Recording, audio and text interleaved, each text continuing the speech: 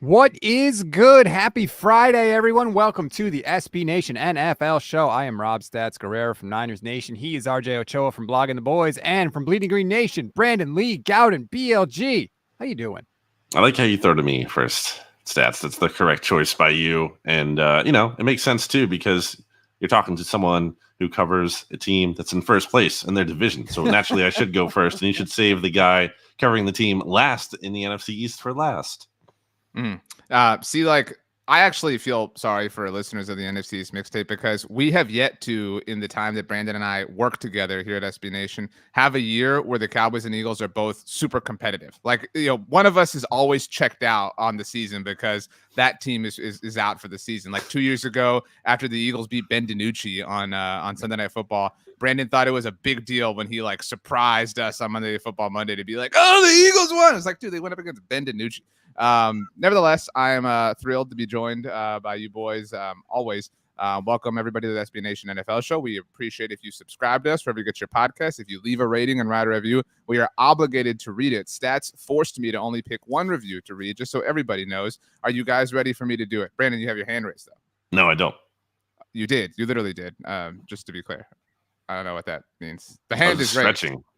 It's an awkward way to do that, but anyway, are you guys ready for the review? Yes. Okay. This comes to us from GOB Frog, longtime listener. So shout out to GOB Frog. It is 5-star rating titled SB Nation NFL show. Here we go. Briefly worried. What? No more oddcast? Now I understand all.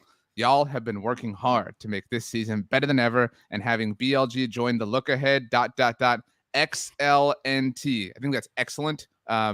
Honestly, maybe it's written phonetically or in an abbreviated way. Anyway, and the new Wednesday show was terrific yesterday. So this was clearly written on Thursday. Can we also take a moment to acknowledge Stats' golden-throated announcer abilities? He could sing anywhere. Huzzah.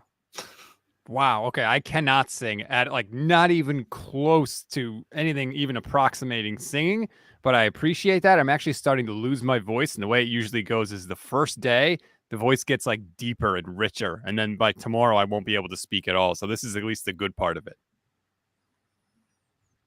Sure. Okay. Am I supposed to say something? I don't know. I thought somebody would say something. Before we go any further, let me remind you, we're brought to you by DraftKings Sportsbook, an official sports betting partner of the NFL. Download the DraftKings Sportsbook app today and use code SBNFL for a special offer when you sign up. That is code SBNFL only at DraftKings Sportsbook. If you are new to this show, thank you. Welcome. We're going to break down Thursday Night Football, and then we will preview every game on the slate. We'll do our pick 3 locks of the week as well. Gentlemen, let's start Thursday Night Football. It's Chiefs, it's Chargers, and in a game with Justin Herbert and Patrick Mahomes, of course, BLG, it comes down to a play from a 7th-round rookie named Jalen Watson. I did not watch this game live, full disclosure, because I don't have Prime. I'm going to have to figure that out along the course of the season. But I did watch it, the condensed version back, so I still saw everything, and I checked the box score and everything. My honest take on this game, surprising coming from me, I feel bad for the Chargers. They outplayed the Chiefs. They outgained them. They're a better team. Obviously, the one turnover, really bad play, but it seemed to me like there was a miscommunication there. It seemed like the Chargers receiver wanted to come out of the game before that play, which was a very high leverage play. It was one of many mistakes that the Chargers made. Decision making was suspect from Brandon Staley, who kicked a field goal at 4th and 2 from the 13-yard line, Chiefs 13, and then punted twice on 4th and 2, both in the Chiefs territory. So kind of a vintage Chargers performance in that they were the better team. They're exciting. They had the hype. I mean, how do you have this game where Herbert makes that throw that he did on that 4th and 1 late in the game? Just incredible throw while he's injured. And that Derwin James tackle where he lifts Travis Kelce up off the ground and power bomb.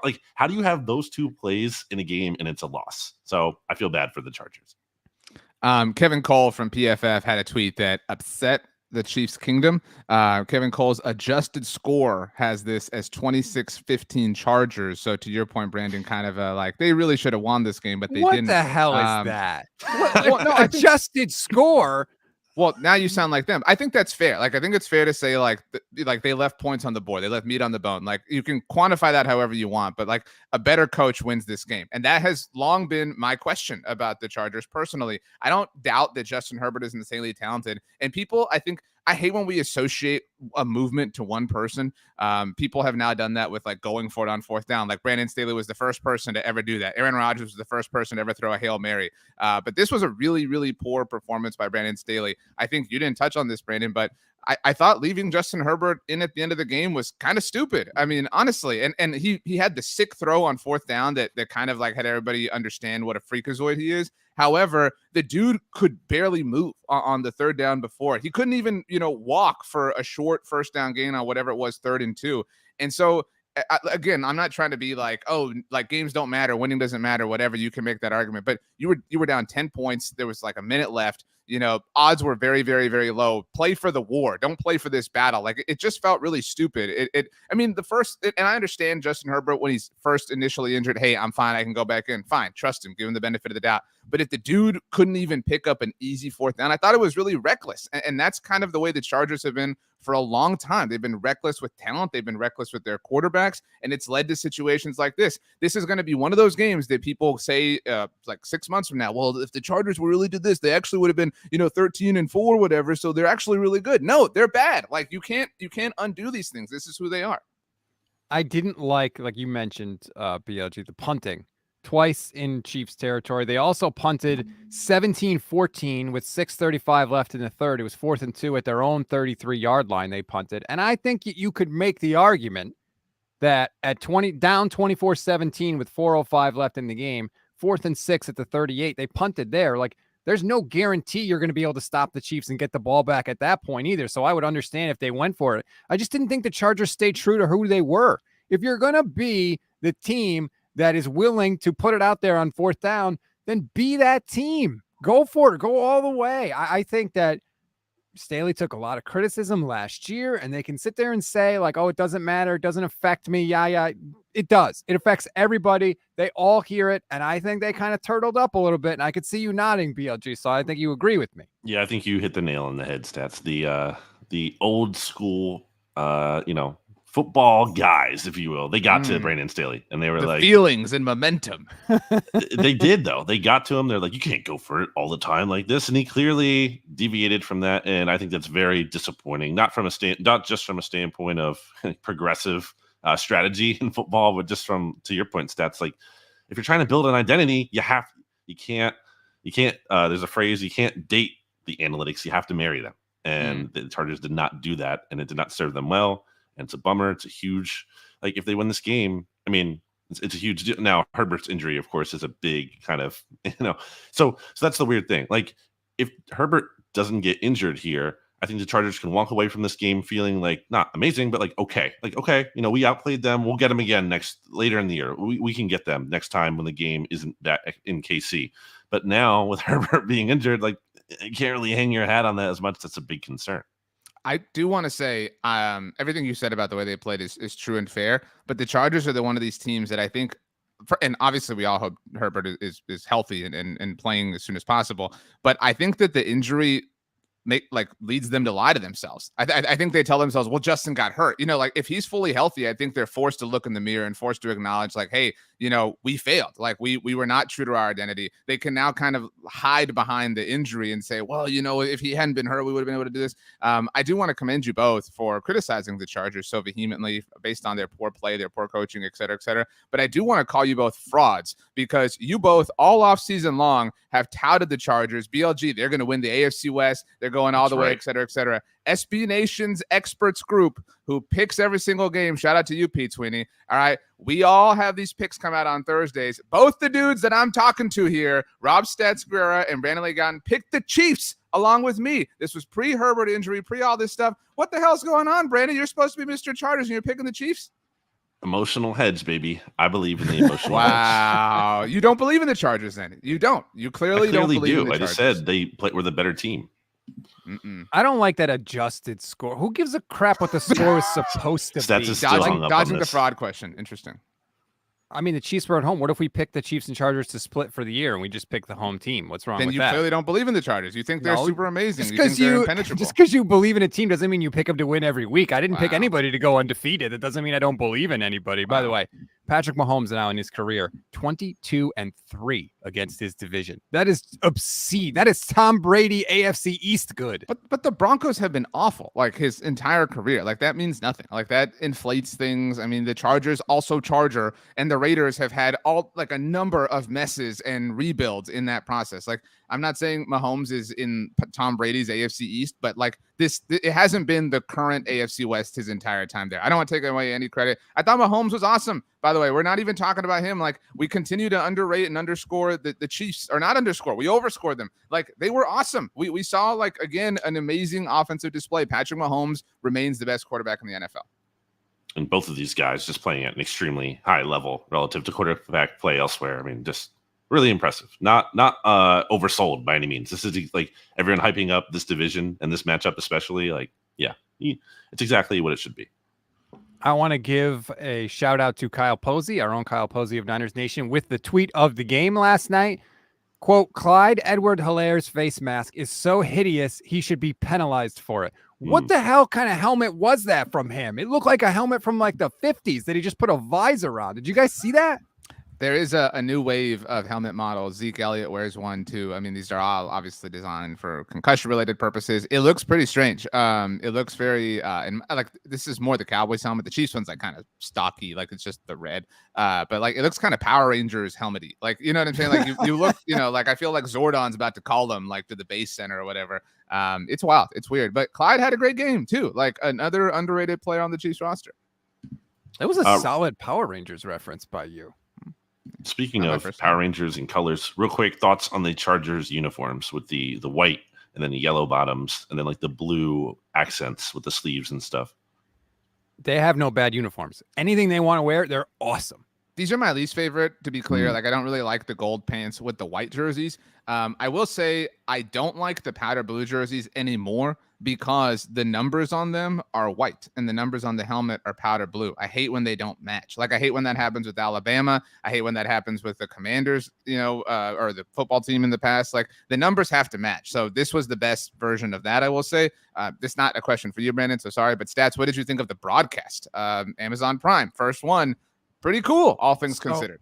I switched over to the, as soon as I found out it was a thing, and I think I found out on Twitter that they had the all 22 that you could watch live. The Prime Cast. You gotta stop calling things cast, by the way. It's the new gate. Just call it something else.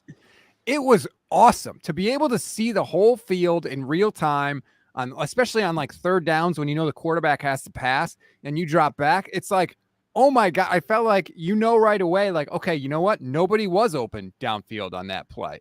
I just felt like it changed the way I watched the game. And they even had sometimes when you'll see the breakdowns days later, they put the graphics of like the trail so you could see the route that each receiver run. They were doing that live in real time. It was awesome. I loved it. I would love to watch more football games like that. Every Thursday. That's Did you not?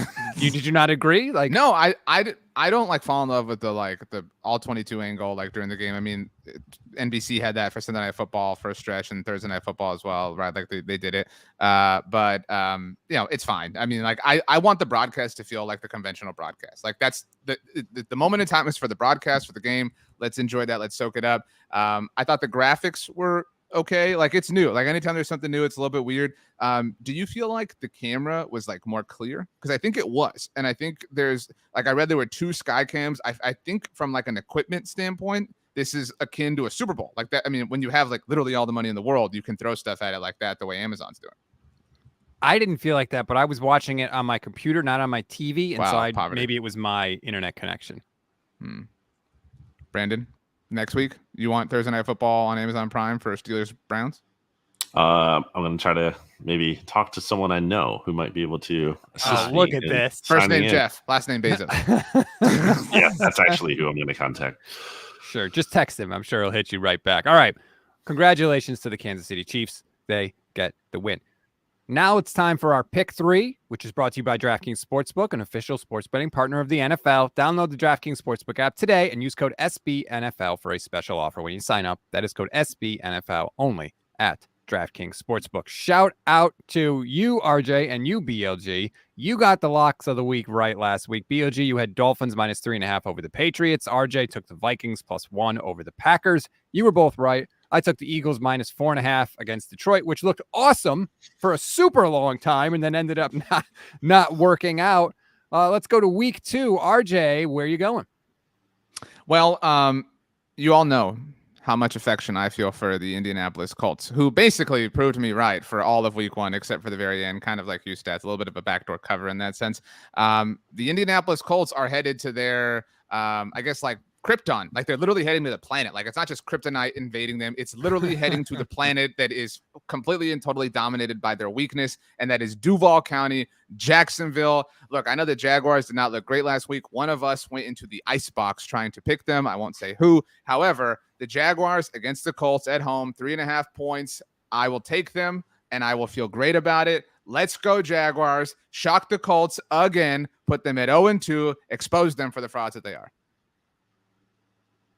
You know, as a Superman aficionado, I just got to point out that kryptonite became kryptonite because the planet exploded and it became irradiated. Before it exploded, it's not weakening anybody. All right. Sorry, BLG. I read it. Go ahead. But only people who have locks that have been correct so far this season are allowed to have takes and input here. RJ brings up the icebox where he is residing in there with the Cowboys, who are the only team who didn't score a touchdown in week 1. But I'm not taking Dallas for my lock of the week or the Bengals, who they're playing.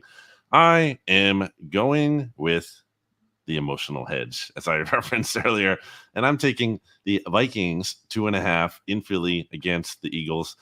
And look, Eagles did some good things, certainly offensively in week 1, but that defense, which did not allow Stats' lock of the week to come through, basically there, with the Lions scoring 3 touchdowns in their final 4 drives, and the one they didn't was a play where Frank Ragnow snapped the ball to like Jared Goff's like wide and low to him. So basically kind of like it was like a gift sack on 3rd down to force a punt.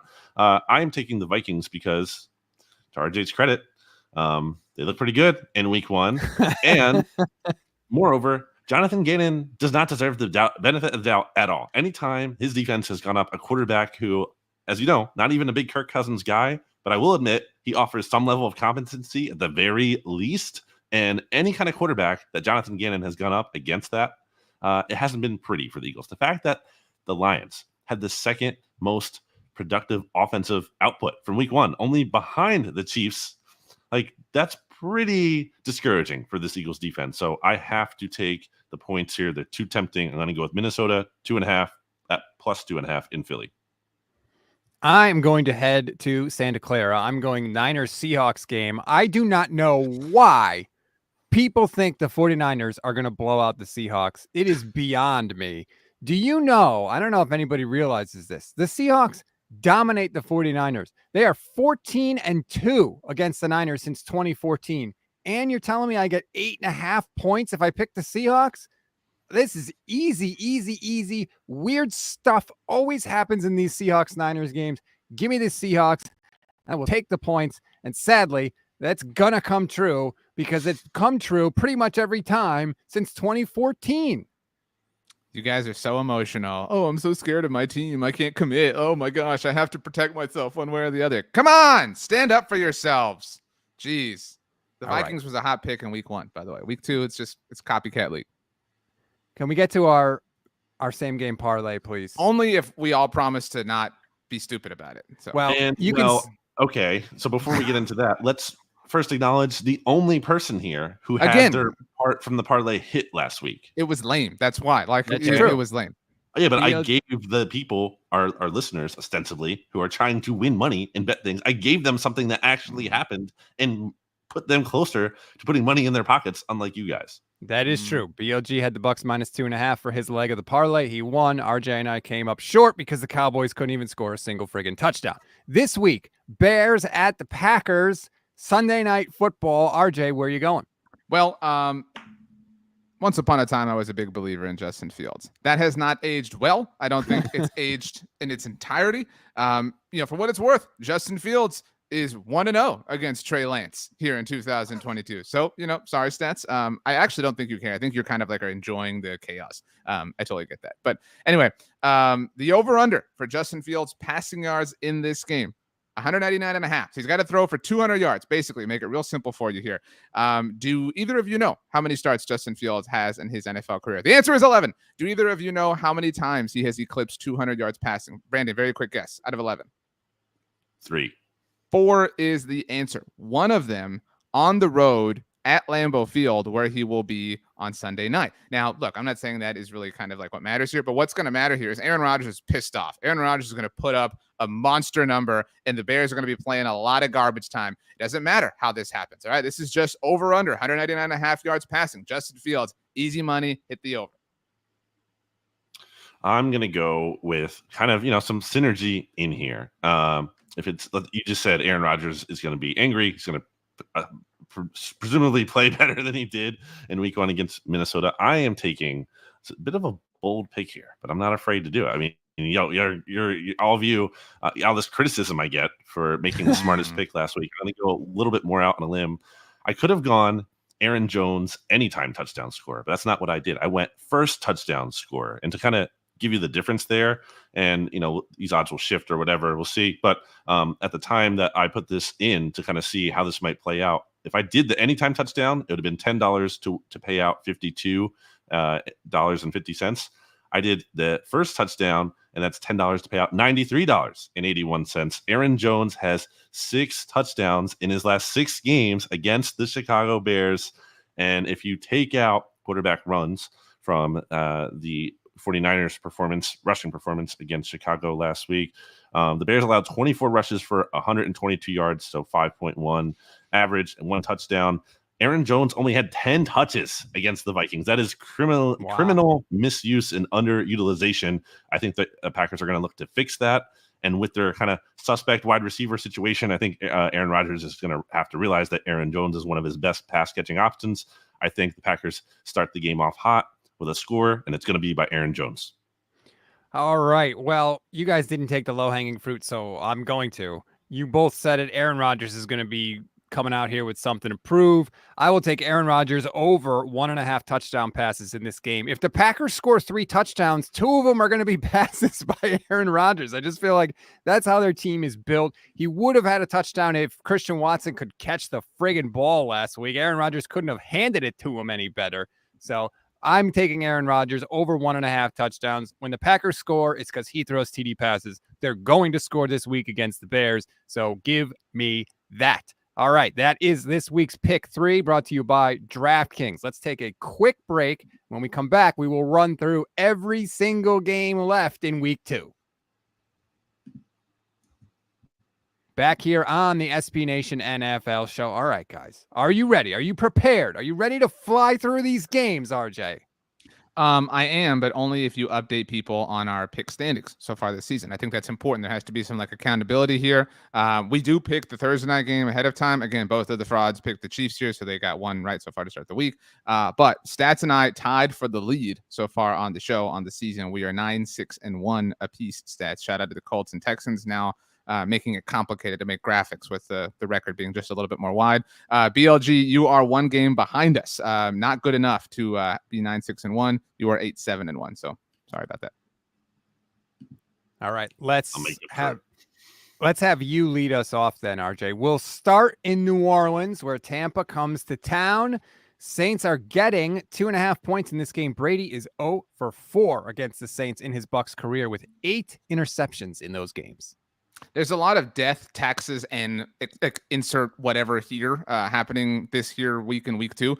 You could talk about Aaron Rodgers owning the Bears. You could talk about the Seahawks owning the 49ers. You could talk about the Jaguars owning the Colts in Indianapolis. You could talk about the Cowboys falling on their face and being a disaster once again. And the next one in line is the New Orleans Saints over the Tampa Bay Buccaneers. The Tom Brady-led Bucs lose to the Saints. They do. I don't know how the Saints almost lost to the Falcons, but they didn't. So I give them some credit for that. At the very least, it was kind of wild.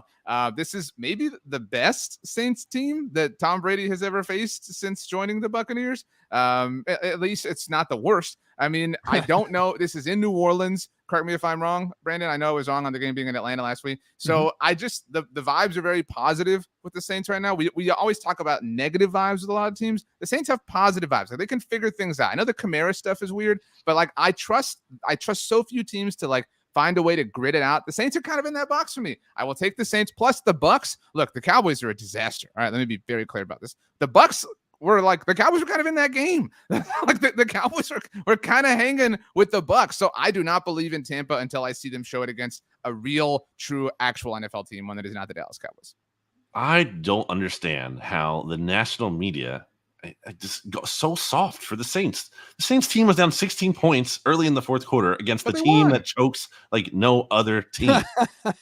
And that's a great accomplishment after the game. It's like, Michael Thomas is back. Jameis Winston, he's going to make it work. No, that was almost a huge disaster. If they lose that game, think about how disastrous it feels as a Saints fan, knowing that your first round pick goes to the Eagles next season, and he just lost to the Falcons. That's where this is coming from. That is terrible. If Arthur Smith isn't a total coward, maybe the Falcons win that game still.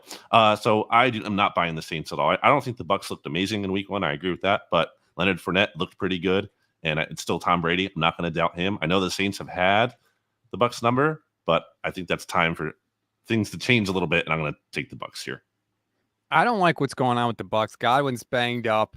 I think that Tom Brady said it this week. The Saints beat us up. And you know what? The Bucs offensive line is pretty beat up. I think the Saints are going to get after him this week. I mean, the last time Jameis Winston played the Bucs, he got hurt, and the Saints still won the game against Tampa Bay. So I'll take Tampa. I'll take the Saints. I will take the points.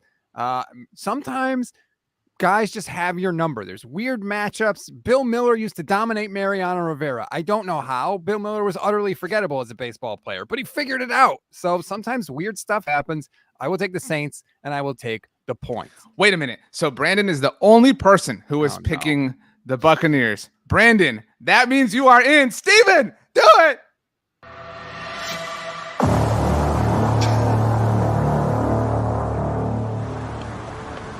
Fun fact about the icebox. Winter is coming. Brrr! I'm in the icebox. I think a 5-minute drop for each time. I know. I don't know what to say to that. Did you give it? Look, we got a lot of tweets about giving us burrs. Brandon, give us a burr. You're in the icebox. I don't want to do it. You can't make me do it. Wow. I bet Pete would do it. I did it for the mixtape.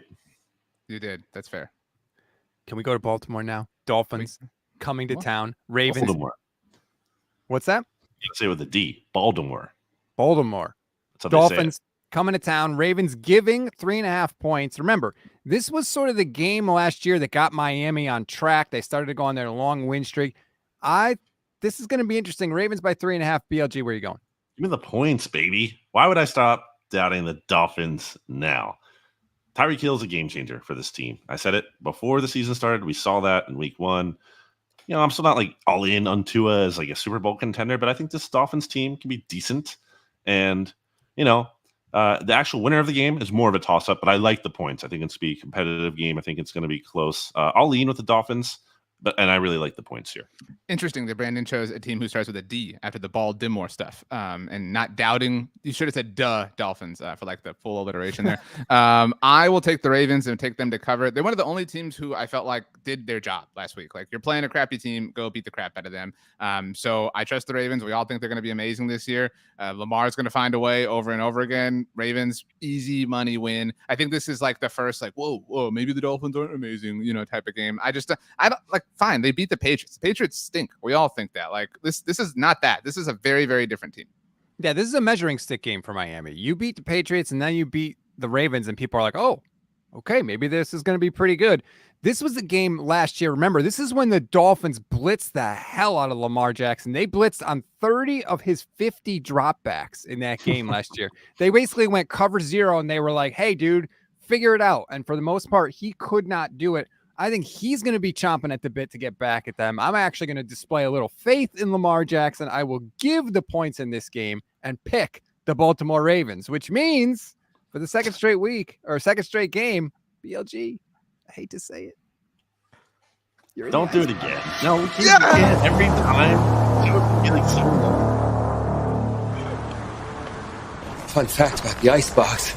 Winter is coming. Brrr! I'm in the ice box. As someone pointed out, a listener pointed out, sorry, I can't remember their name, but someone's always going to be in the icebox if there's one disagreement. It's not like that's why the show is awesome. Hello, like welcome to the awesome construction of it. So what if it was just you and Stat still and you were doing this? Like that would then be the awful. icebox wouldn't exist. So in that way, thank you, Brandon. I love you. I'm so happy that you're here. That drop is way too long, though, but we'll get to that later. Patriots in Pittsburgh to take on the Steelers. This is the first meeting of these two teams without Tom Brady and Ben Roethlisberger since Bill Clinton was president. RJ. It doesn't really feel like as long ago as you think it does. But look, the Steelers hung on, right? Like, how did you win that game in Cincinnati? They did. The Bengals were one of those teams who didn't do what they were supposed to do last week. I in no way trust the Patriots right now. I know I've said, and I stand by, like, if we're going to give somebody a benefit of the doubt, it's Bill Belichick, but like the benefit is drying up. Like none of it's working. The vibes are not bad. They are awful. Like the vibes are so disgusting. I do not like the Mac stuff that's happening here. I think this is like a Trubisky game. Like, I think this is like Trubisky for 300 type thing. And people are like, what? Like, I think that's a mirage, but I think the Steelers win quite easily. What's the line? They're underdogs, right? Steelers +2. Dude, what a free just boatload of money. I will take Pittsburgh all day. That line is making me like suspicious. Like, why though? Why? Who is feeling good about the Patriots? Like, what's up with that? So that makes me a little bit suspect. And look, it's not like Mitchell Trubisky played great in week 1. That doesn't always matter for Pittsburgh because Mike Tomlin somehow finds a way to get it done. I don't believe in the Patriots, so I can't take him. And I do like the Steelers like outright, and I'm getting the points, but that line is weird to me. I will say that much. So I'll take Steelers +2. I like I like the Steelers in the game, and then you tell me you're giving me points, I will take it. I think the Steelers have their act together better than Matt Patricia and Joe Judge. And I know I could say that every week for the Patriots, but like, I'm sorry, nothing I saw last week gave me any reason to change my mind. The Steelers are never terrible under Mike Tomlin. The Patriots might be terrible this year, so I'll take the Steelers, and I will happily take the points. Do you guys remember terrible in Pittsburgh is the towel? Do you guys remember when Chicago fans tried to make Mitchell Trubisky a thing? Do you guys remember that? No. Nope. That was definitely a thing. Oh my gosh, that's awful. No so wonder maybe this is a thing. So like, maybe I don't want to like copyright infringe, but like, how about it? Like, if we do get the big like Mitchell game, like Mitchell Trubisky, not Burr, Icebox Burr, like Burgh, like, you know what I mean? Like Trubisky. The Commanders are in Detroit for this one. The Lions are giving 1 point. This is a matchup of the top quarterbacks in the 2016 draft, which that series is tied at 1. So this is the rubber match, BLG. Are you going with Goff and the Lions or Wentz and the Commanders? I like the Lions fight, but man, DeAndre Swift missed 2 practices this week. I saw he was back in action. He's got to pick Carson Wentz. It's killing him. It's killing him. On Friday, that concerns me because he's one of the best players on their team. And for as much as they did show promise and fight and everything in week 1, I mean, they're still a flawed roster talent-wise. And not to say that the Commanders are great, but the emotional head sometimes works both ways. And I will take the Commanders to win, hoping that they don't do that. Yeah, I'll take them. And they're getting the 1.5. Yeah, they're getting the 1.5. So sure, why not? This is similar to the Pittsburgh New England game for me. Why is Detroit favored? Why? Like, what objective reason is there to favor the? So I mean, like, they've been at home a lot. Favored in the sense that they'd be 3-point favorites. Yeah, if they home were is sure. Like, okay, but like, still, like, we're talking about the lines as written, and that's dumb to me. I just don't understand it. Like, this is a little bit of like, come on, like, it's like they're trying to will the Lions into existence. No, they're not. Like, they're an okay team. It's okay to like admit that. The Commanders, I think, are better than we even want to give them credit for, which is not a lot of credit, to be very fair. And I don't think they're much better than that. But Brandon and I talked about this on the mixtape. Like, there's a path where the Commanders win the NFC East. I mean, Jahan Dotson looked awesome last week. Terry McLaurin looked awesome. Antonio Gibson, granted, he wouldn't have played if not for the tragedy encircling Brian Robinson in Washington. But, I mean, he looked awesome. And, like, I do kind of wonder now, like, why did you not believe in him, Washington? Like, what's wrong with Antonio Gibson that you felt like he wasn't worth playing? I think this is an easy Commanders win. I did say this on the mixtape, and this is a bit of a sneak peek. I think the Commanders are the only undefeated team in the NFC East next week. The Lions are still the Lions, and you can dress it up, and you could like Dan Campbell all you want. Hard Knocks is cool. They're still the Lions. I will take the Commanders in this one. I don't get the Detroit love. As long as their players haven't changed, there's no reason to like the Lions any more than you did last year. Give me the Commanders. Stats, I've been meaning to tell you for a long time. If I didn't know you and I just took a look at you and I had to guess what NFL team you were a fan of, I would guess the Lions. I don't know why. That's probably the worst insult anybody has ever said to me in my life. Yeah, I don't get where that's coming from. Quick last point is the Lions' offensive line is really banged up. Like, it was banged up heading into week 1. It's been further decimated by injury, so that's tough. Let's go to Cleveland now. Jets coming to Cleveland. The Browns are favored by 6.5 points, guys, and brace yourselves because Robert Saleh's got the receipts. So don't be making fun of the Jets offense because he's got the receipts, BLG. What do the receipts say? And also, like, what's he going to do with them? He's really going to prove them wrong. I mean, the Jets, there's so few things in the NFL that are like consistent on a year to year to year to year basis. So much can change. And yet the Jets, it's almost impressive how much of a constant they've been for how bad they've been until they do something otherwise to give us reason to take them seriously. How can you actually do that and really feel great doing that?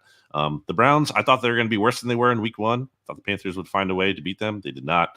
I don't believe in Cleveland a ton either, but I believe in the Jets less. And I'll take the Browns. I know 6.5 is a lot, but screw it. What am I hanging my hat on when it comes to the Jets? I don't know. At least with the Browns, some defensive talent, running game. I'll talk myself into that before I talk myself into the Jets. Stats, you gave me props last week in saying that my Robert Saleh could be the first head coach fired thing, is not looking as dumb as it did. I think the Zach Wilson injury thing kind of helps him in that sense. Like, well, he doesn't have his quarterback. The only thing any Jets fan can say to defend Robert Saleh is like, well, what else is he supposed to say? Like that, if that's the only thing that people can use to defend you, like you have this receipts thing was like massive loser energy. Like, dude, just stop. Like quit like trying to paint yourself as this like underdog team. I know we talked about it over the offseason, the remodeling of the Jets logo with AGNB, all gas, no brakes. Like, dude, awful. Stop. Like, this is so cringe.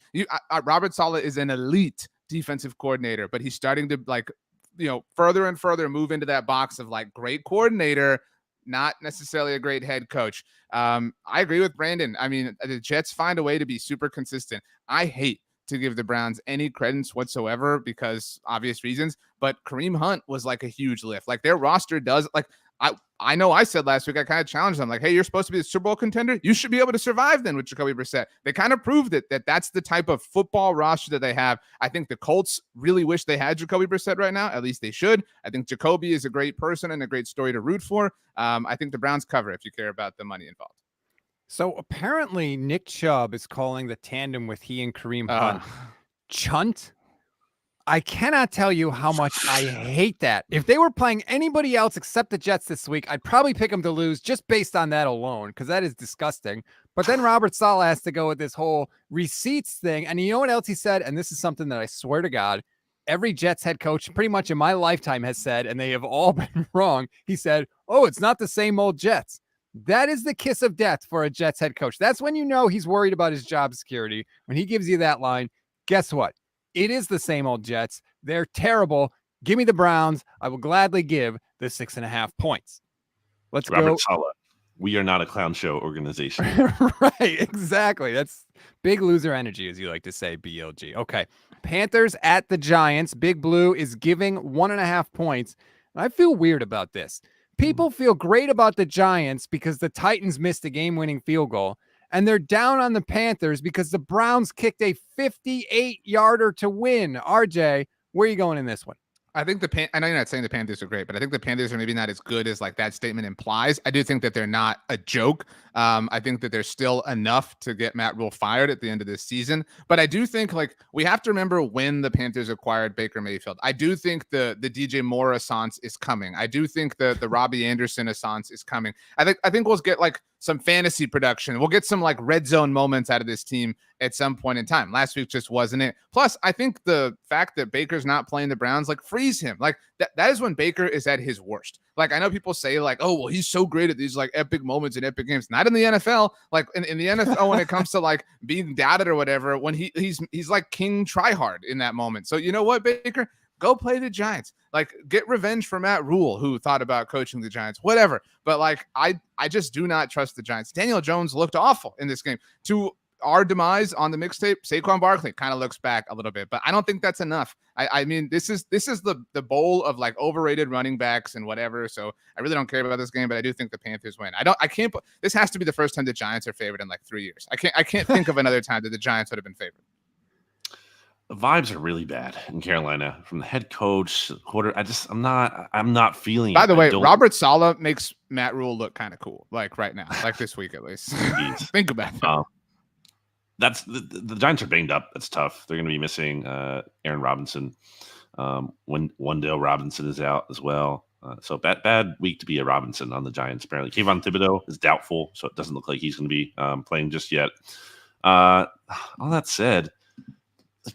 I know stats to your point. They won. Tennessee missed the field goal, but they took the lead in part because their head coach played to win the game. Mm-hmm. Dable went for it, and that's something that, like, okay, you can hang your head on that. I will bet on that. If I'm going to take the Giants to be this year's version of the Lions, I'm gonna have to give them some level of credit. And I like their vibes a little bit more than I like the Panthers' vibes, even though I think the Panthers maybe on paper are more talented and everything, but I just don't feel good about, like, if I'm wrong about the Giants, okay, that's fine. I can live with that. If I bet on the Panthers, I'm gonna feel gross. I'm not like, why did I do that? So I'll take the Giants -1.5.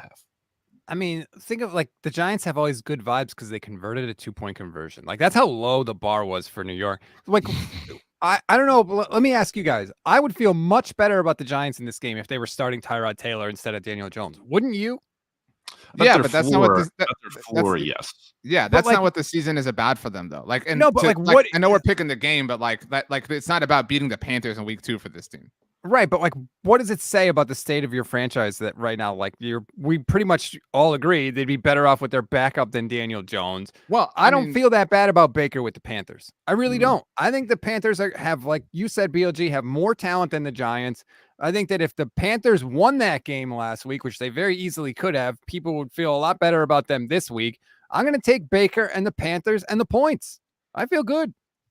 I just think the Giants are like if you watch a cooking show and they're like, okay, go. They're still like in the pantry getting the ingredients. You know what I mean? Like they're like, so it's not fair to expect, you know, and like I'm fine with that, like as a Cowboys fan, but like, you know, their process hasn't even begun yet. But more to that point, I think the Panthers win this game. But I agree with you. Tyrod Taylor makes them a better football team. I'm not saying they're tanking, but they have to. Like, you cannot devote a single snap to anyone other than Daniel Jones, especially with him being in a contract year. You have to learn everything you possibly can. No, you don't. They've already decided. That's why they didn't pick up his 5th-year option. If there was any chance of him being good, they pick up his 5th-year option. They know he's not it.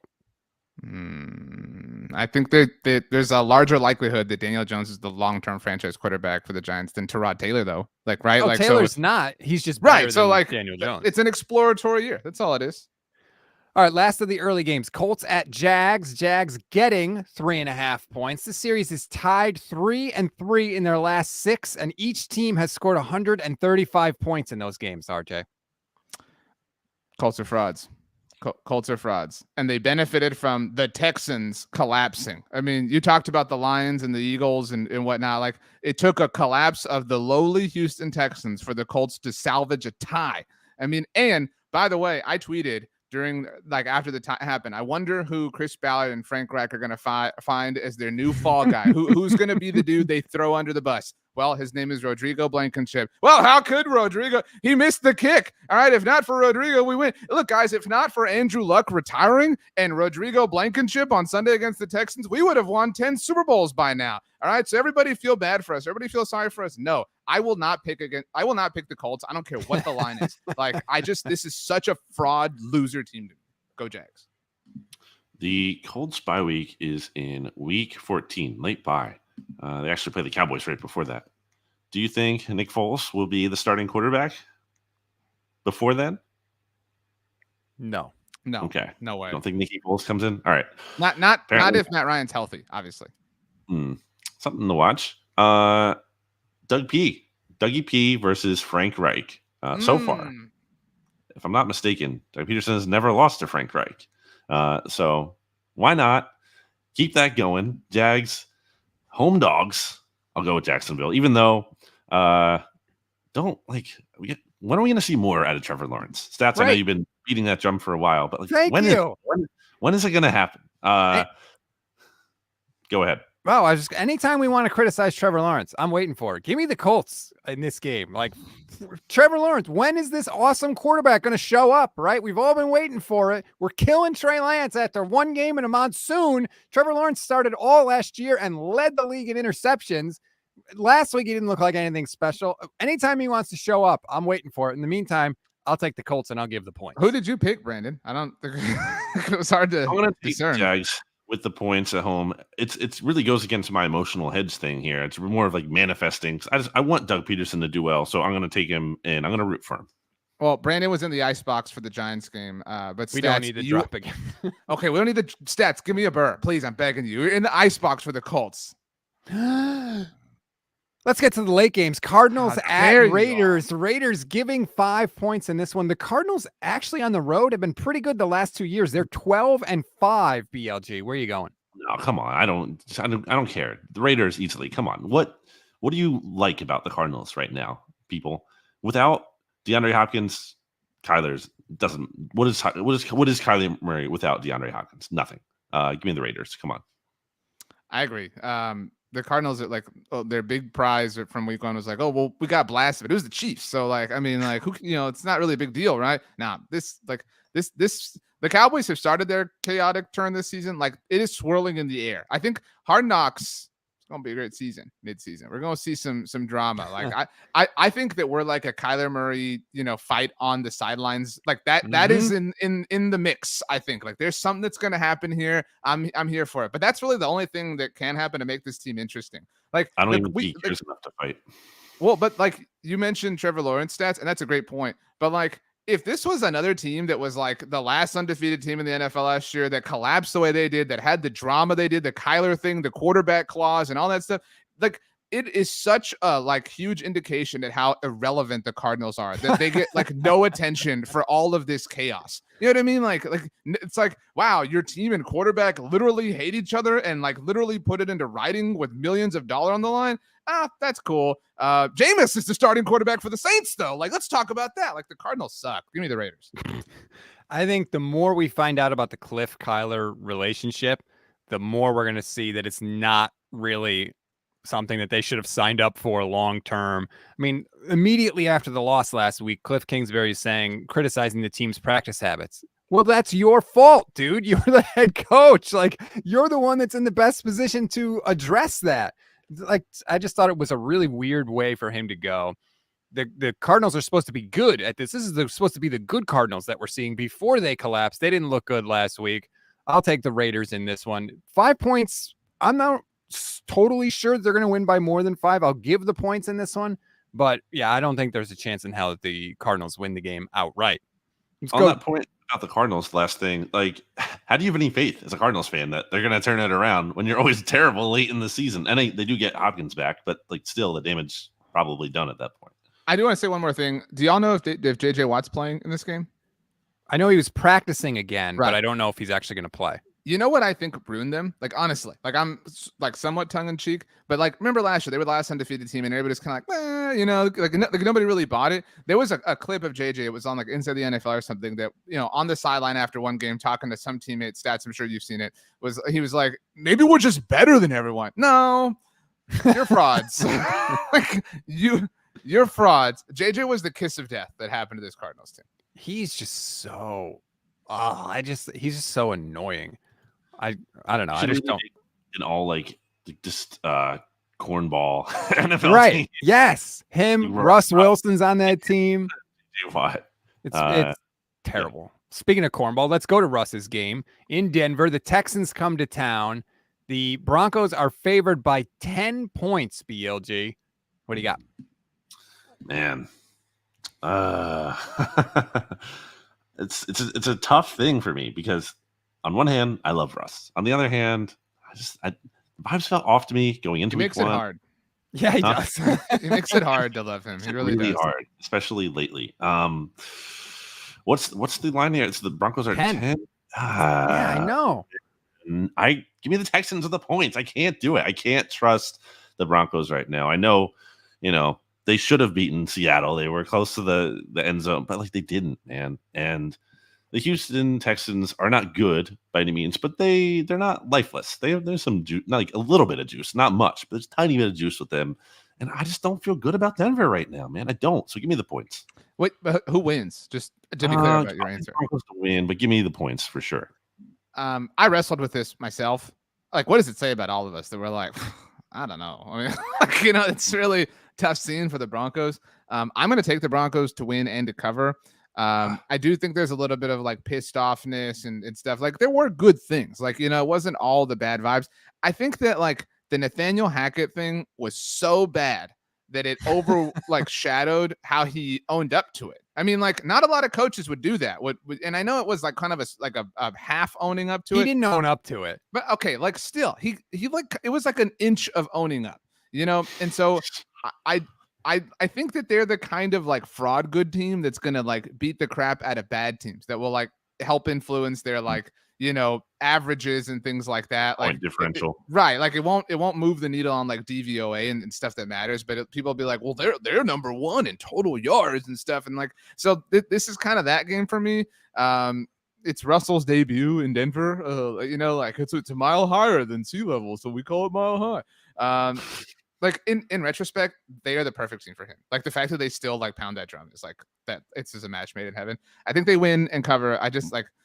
I think we're in for some turbulent times. Put the Broncos and the Cardinals on the rocky ship because they're both going to be there together. It is really weird to me that Russ's primary reason for wanting out of Seattle is because he wanted to be the man, right? He wanted the offense to go through him, let Russ cook. He wanted to be treated like the franchise quarterback he thinks he is. And yet he doesn't call timeout at the end of that game. Peyton Manning on the Manning cast called timeout 62 times before the Broncos did in that game. And it's like, if you're going to be the man, if you deserve all this respect and you want input on the roster and all this stuff, you got to step up and call that timeout, Russ. You can't be looking to the sidelines. It was terrible vibes. That said, I do think he was a little caught up in all the emotion of coming home. I think he was shook, frankly, by the crowd. I don't think he had never experienced what it's like to play in Seattle as an opponent. And I think he was like, holy hell, this is really hard. Like, this is a crazy thing. This is sick. I shouldn't have left. Right on. So I just think it was like kind of a perfect storm of terrible for him. I'm going to take the Broncos in this game. That's a lot of points, but I just don't believe in the Texans. Davis Mills gets a lot of credit just for simply not being terrible. And Russ is a good quarterback. The Broncos have more talent. So I'm going to take the Broncos and I will give the points. Let's go to San Francisco now. They are hosting the Seattle Seahawks. Niners are giving 8.5 points. Everybody knows where I stand on this one if you were listening earlier in the show, which why wouldn't you? 14-2 the Seahawks are against the Niners since 2014. BLG, what do you like? Give me the Seahawks points, but I'll take the Niners to win. I don't think what Seattle did in week one was necessarily highly sustainable. I don't think Gino had like a good half, basically, as you talked about with Trey Wingo on the SB Nation NFL show earlier this week on Wednesday. So I'm not like buying into all of that. I think the 49ers still have a better roster, but I'm also not buying into Trey Lance, which is why I'm taking the points here. So I'll take the points for Seattle, but 49ers win. Stats, interesting how you said that everybody knows how you feel about this game if they were listening earlier, but you didn't add that qualifier when we talked about the Jaguars Colts game and me. So, hey, whatever. I don't have hurt feelings about that. Look, seems like it. This isn't in response to that. I'm taking the Seahawks to win. The 2-0 vibes are Seahawks. the vibes are good in Seattle. The Geno stuff, like they are kind of riding some. I do think there were some, to your point about Russ stats, like some extenuating circumstances, like playing up to and beyond what you're capable of. Like it was literally like the world of Seattle against the dude that they hate the most. Which I would feel so conflicted if I were a Seahawks fan. Like I wouldn't know how to feel about this. Like I would hate to not be able to love the franchise quarterback who brought me a Super Bowl. Like that would be such an awkward thing. But dude, I mean, the George Kittle stuff, he's not going to play stats, right? Probably not. It's not looking very good at all. Yeah. No. So like George Kittle's out, Trey Lance looks rough. And I think the 49ers have been set up from the very beginning to lead to this like chaotic Trey Lance, Jimmy Garoppolo feud between the fans. And like what sets that off? I mean, you already have dealt with that for the past week stats with an 0-1 record that's somewhat explainable by the monsoon and all this stuff. 0-2 falling at home to the Seahawks, with the Seahawks then being 2.5 games up. Like it is. We said last week on this show, wouldn't losing to the Bears be the perfect storm? This is the next layer of the storm. It's like, oh, okay, the clouds, the rain stopped, but then you just hear the like, like it's coming back. I take the Seahawks to win, and I feel really confident about that. I'm sorry, stats. By the way, the rain hasn't stopped. There's an 80% chance of rain in this game. So we could have another rain game for the 49ers. Like, it's raining in California. That's how much this season is off the rails already for the 49ers. Yeah, 8.5 points is too many. I'm obviously, I hope the Niners win the game, but it's going to be weird. It is not going to be like a blowout by the Niners by any stretch of the imagination. Rams hosting the Atlanta Falcons. The Rams are favored by 10. The Rams should win this game easily, but BLG, I feel like all eyes are going to be on Matthew Stafford. Yeah, they are. I just don't know no one knows what to make, I think, of his arm. That said, I don't buy the Falcons at all. I know they almost beat the Saints, but I think they played over their heads, and I'm not buying them. Am I super buying the Rams? I mean, I'm concerned, but I will give them more benefit of the doubt than I will the Falcons in this scenario. So I will take the Rams to win and cover. I will as well. I think this is akin to the Broncos Texans thing. Like it influences like their averages and total year. Like this is a beat up on a bad team game for the Rams, and then the world will talk about you. Sean McVay's back, Matthew Stafford's back, Cooper Kupp, like blah blah. Like all the stories will be back next week, and so Rams win, Rams cover. The Falcons continue to beat themselves. Matthew Stafford could play this game with just his left arm, and the Rams would still win and cover. The Bengals are going to Dallas. The Cowboys are getting 7 points. No Dak really takes the juice out of this one, RJ. The line opened during Sunday Night Football before it was over, obviously before Dak got hurt, with the Cowboys as 2.5 point favorites. That shifted to 6.5 points in favor, or that immediately shifted from 2.5 Dallas to 6.5 Cincinnati. It got as high as 8. It's now dropped to 7. Dude, I mean, look, I think I deserve some credit for like calling how bad the Cowboys season would be. It's worse. Like win the NFC. Well, they had like I think that's what's made the week so like core shattering for Cowboys fans, because the like only truth you had was that Dak was the best quarterback in the division, and even before he got hurt, it was like, this dude looks really bad, and he looked really bad over the second half of last season. So there's a lot of like looking in the mirror, hard questions being asked, like. What is the redeeming quality of this Cowboys team? You have Micah Parsons on your team. Cool. Awesome. But like, what gets you excited? What gets you hyped? Like this week they're hosting Lyle Collins, the right tackle who they cut, who joined the Bengals, obviously. He said on Thursday that it got to a point where he wasn't getting things he needed in his career, where he was looking to be coached hard. Now, to be fair, the Cowboys cut Lyle, so it's not like he made a decision to leave the team, but I mean, dude, this is so bad. Like Jerry going on the radio trying to sell the idea that Dak's going to be back in 4 weeks. Like, but you know what? They were the most watched game of the week last week. They're worth $8 billion. I mean, that's all they care about. The money is still flowing, and so I mean, I don't care what the line is. Take the Bengals. Like Joe Burrow is pissed off. Like think about this. Think about the ship's passing of the night that this is. The Bengals have become a more stable and enviable organization from a roster building standpoint, and have a better and more prominent culture than the other team. Like that's embarrassing that you've been lapped by the Bengals in that sense. Chidobe Awuzie also is making his return. He said last year in the lead up to the Super Bowl that when he got to Cincinnati, it was not about glitz and glamour. It was about work. It was about blue collar, and that's these are diametrically opposing ideas meeting one another. I don't know when the shoe drops for the Cowboys, but there is something like the dam has to break. The water has to escape somehow, some way this season on the team. And I don't know who is the fall person for that. I do. Go ahead, BLG. It won't be. I think Kellen Moore's out before McCarthy, personally. Could be a package deal. Yeah. What would this have to be for you to take the Cowboys here? Like, what line would this have to be? And I think Bengals -7 is a steal still. That's crazy to me. Joe Burrow is better than he was. Like the player that he ultimately, like the totality of his performance in week 1, I fully believe that. And the Cowboys, what do they have? Okay, Micah Parsons. That's great. You have Cooper Rush as your quarterback. Cowboys didn't even keep. They don't even like Cooper Rush enough to keep them on their roster. He was on their practice squad heading into this season. That's overblown. Like that's part of overblown. the like. Because any team can sign him if they really wanted to, and they're clearly not. Well, no, he can't get claimed though. I mean, like I agree that like it's like he's clearly not somebody you like value like highly, but there's some like roster manipulation happening there. But that's a problem. He's not good. It's a problem how they treat that position. And I said this at the time last year. The win he authored in Minnesota a year ago, which by the way, the fact that the Vikings look awesome now is more proof of anything that Mike Zimmer beat the Vikings last year, not Cooper Rush, because Kevin O'Connell knows how to coach that team. But that win served to the Cowboys' detriment because, and I said this then, they better not look at this win and say Cooper is an amazing quarterback, but that's what they do. They just live in the moment. They're a purely reactionary franchise. Why wouldn't we start Cooper Rush? He's 100. He's never lost a game in his NFL starts. He's perfect.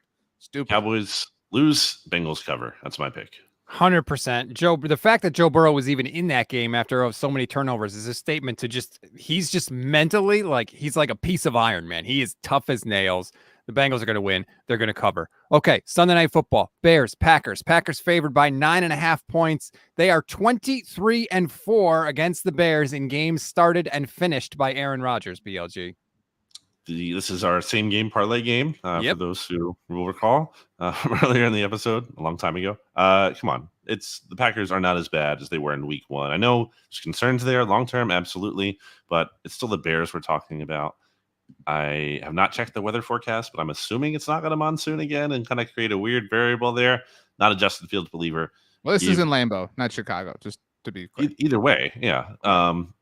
Give me the Packers and they'll cover. They'll be fine. RELAX. I will take the Packers to win for all the obvious reasons, but I will take the Bears to cover. And because I think there's a lot of courseness happening here. And it would be a moral loss for the Packers, would it not, BLG, if the Bears, even if it was a backdoor card, be like, man, you should have crushed the Bears. You're supposed to own the Bears, Aaron Rodgers. I think Aaron Rodgers is about to have the type of season where everyone's going to be doubting every single thing unless he's smashing teams 35-0. So I think the Bears, maybe even get it out to a 10-0 lead, and then Aaron Rodgers just wakes up and destroys them. But I'll take the Bears to cover. 10 points is a lot. I mean, that's all. The Bears won last week, and they are 10-point underdogs. That's amazing when you look at the literalness of a 1-0 team being 10-point underdogs against an 0-1 team. It's quite the thing. What would the Bears be against the Vikings then? Would they be 12-point underdogs? What would it be? The Bears could not complete a pass to a wide receiver until the third quarter against the 49ers. They were bad on offense. Justin Fields bailed them out, but I think Fields was the benefit of he was the only one that could really move in the monsoon. There's not going to be a monsoon this week. I'll take the Packers, and I will give the points. All right, we're going to do something new on this show. We're going to pick the Monday Night Football games. Usually we don't, but RJ badgered me into it before we started. 2 Monday Night Football games this week. Titans in Buffalo to take on the Bills. Bills favored by 10, BLG. I feel like we should have to stick to one sentence for the Monday Night Football games. Keep it close. All right. So my sentence is for Titans versus Bills. Josh Allen, still really good. The end. Taking the Bills to win and cover. My sentence, 1/2 of my Super Bowl pick. Buffalo Bills to win and cover. The Bills are good. The Titans are not. Those are 2 sentences. No, it's a comma. You should have said the Bills are good and the Titans are not. Yep. Vikings at Eagles. Philly favored by 2.5 in this one, RJ. The other half of my Super Bowl prediction. But a second sentence, I told Brandon this on the mixtape. This is a preview of the NFC Championship game. In Philly is where it will be. Vikings win and cover, obviously. Jonathan Gannon's defense sucks and is going to get torn up by Justin Jefferson. So Everybody gets torn up. Yeah. by Justin Jefferson. I will take the Vikings, and getting points in this one, I will feel pretty good about that one. Those are the picks for week 2. Everybody, please rate, review, and follow the SB Nation NFL show. If you take the time to leave a review, we will take the time to read it. RJ, BLG, I hope you both have phenomenal weekends, and we will be back next week.